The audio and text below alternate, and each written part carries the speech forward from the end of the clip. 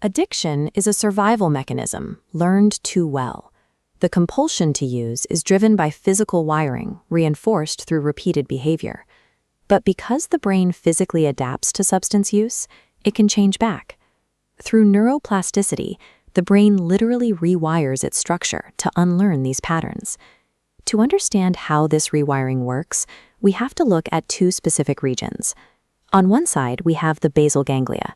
This is the brain's reward system, acting as the accelerator. On the other side is the prefrontal cortex, the logic center, acting as the brakes. During active addiction, substances force massive amounts of dopamine into the brain, flooding the accelerator. Simultaneously, chronic substance use physically shrinks the prefrontal cortex, weakening those brakes. Early recovery is a direct struggle with damaged biology. You're operating a physical vehicle where the gas pedal is stuck and the brakes are missing. When substance use stops, the brain enters a critical 30-day phase. Natural dopamine production drops severely, leaving tanks running on empty. This deficit triggers anhedonia, the inability to feel pleasure. Exhaustion during the stabilization phase is a biological symptom of a depleted system repairing itself. Because the logic center is weakened, sudden cravings easily overwhelm the brain. One mechanical defense is the 10-second pause. Counting to 10 diverts blood flow from the emotional limbic system up into the prefrontal cortex, giving the logic center physical resources to process the situation. Think about what is structurally happening to the logic center 14 days into sobriety when a massive craving hits. How exactly does counting fight back? Delaying an urge by 10 seconds is a calculated physical diversion of resources. It buys the brain's logic center the time and blood flow required to turn back on and evaluate the consequences. Pushing past the first 30 days brings us to months 1 through 6.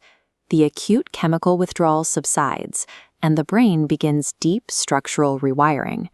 It starts actively breaking apart the maladaptive connections formed during addiction, a process called synaptic pruning.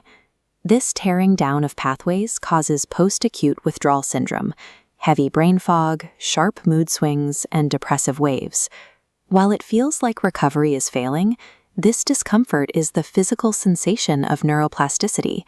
The brain is actively rebuilding the prefrontal cortex's gray matter. Feeling worse during this messy middle phase is the necessary biological cost of rebuilding the brain's executive control systems from scratch.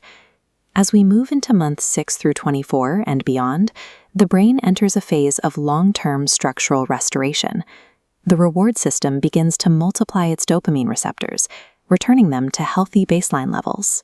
Compared to the severe deficits of early detox, the dopamine transporter levels are now normalizing. Because the receptors have recovered, the brain's overall reward threshold lowers. With a lower reward threshold, everyday natural rewards, like enjoying a cup of coffee, finishing a task, or talking with a friend, trigger normal pleasure responses again. The prefrontal cortex has also regained its structural density. Impulse management requires less conscious struggle because the brain's brakes are fully operational again. The timeline breaks down into 3 distinct phases.